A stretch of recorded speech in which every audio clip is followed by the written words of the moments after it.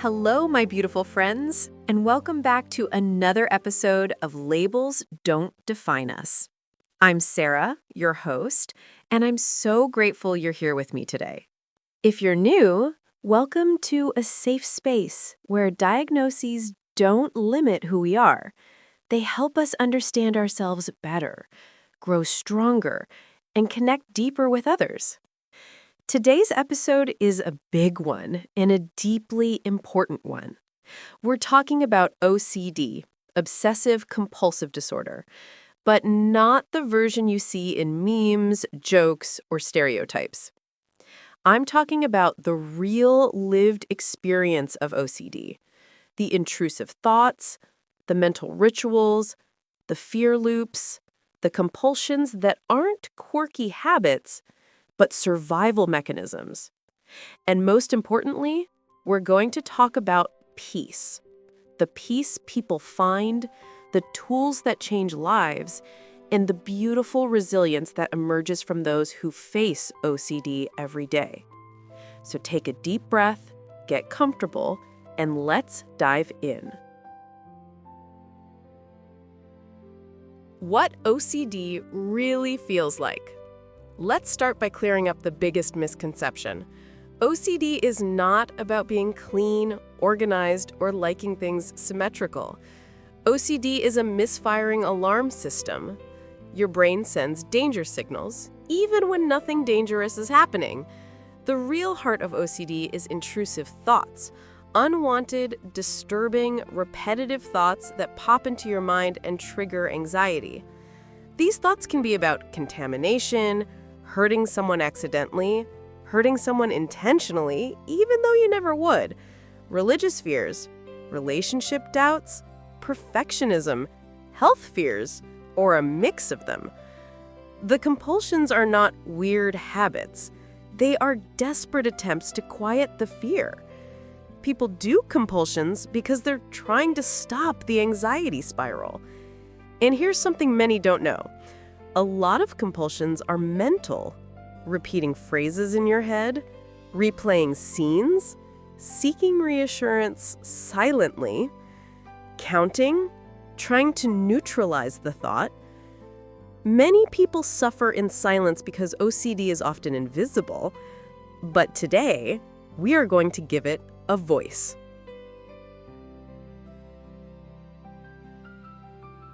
Now I am going to tell you about personal stories of resilience.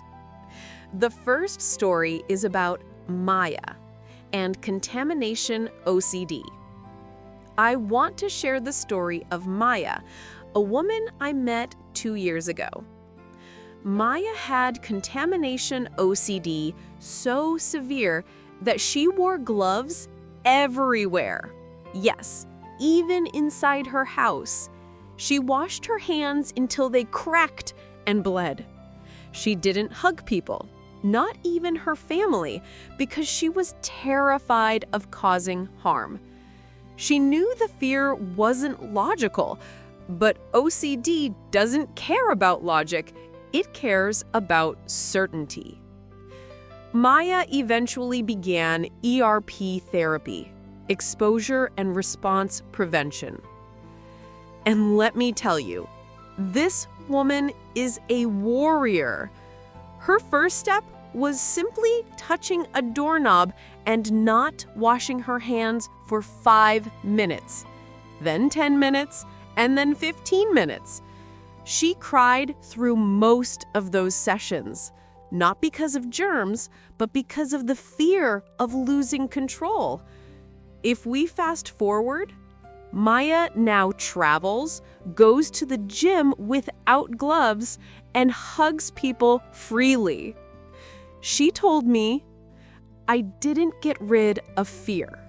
I learned that fear doesn't get to run my life." And that's the heart of healing. Now I'm going to tell you about Ethan, the college student. Another story comes from Ethan, a college sophomore who struggled with intrusive harm thoughts. He wasn't afraid that someone would hurt him. He was terrified that he might hurt someone. even though he was one of the gentlest souls you could ever meet. He avoided knives. He avoided cooking. He didn't want to be alone with his friends. He was living in constant fear of a thought, just a thought, that felt like a threat. When he finally opened up to a campus therapist, he learned that intrusive thoughts are common, meaningless, and absolutely not a reflection of desire or intention.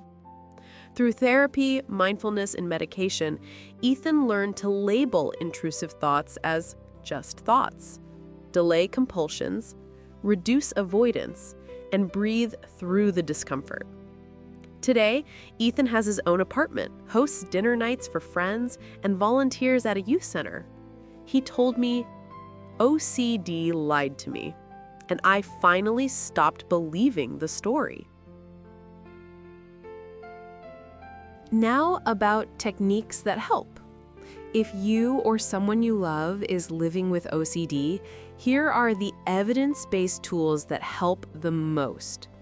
1. ERP therapy, exposure and response prevention, the gold standard. It works by teaching your brain that you don't have to respond to fear. Over time, the fear loses its power. 2. Journaling and thought labeling. Writing down intrusive thoughts helps you separate yourself from them. You can learn to say, that's an OCD thought, not reality. 3. Reducing avoidance. Avoiding triggers strengthens OCD. Facing fears gently and gradually weakens it. 4. Supportive friends and family. Friends who don't enable compulsions, but who hold space with compassion, are priceless. Sometimes the best thing someone can say is, I'm here. I'm not judging you. You're safe. Today, we have a very special guest, Daniel. He's been living with OCD for over a decade, and he's here to share what peace looks like after years of chaos. My OCD started after a breakup. I developed severe checking compulsions.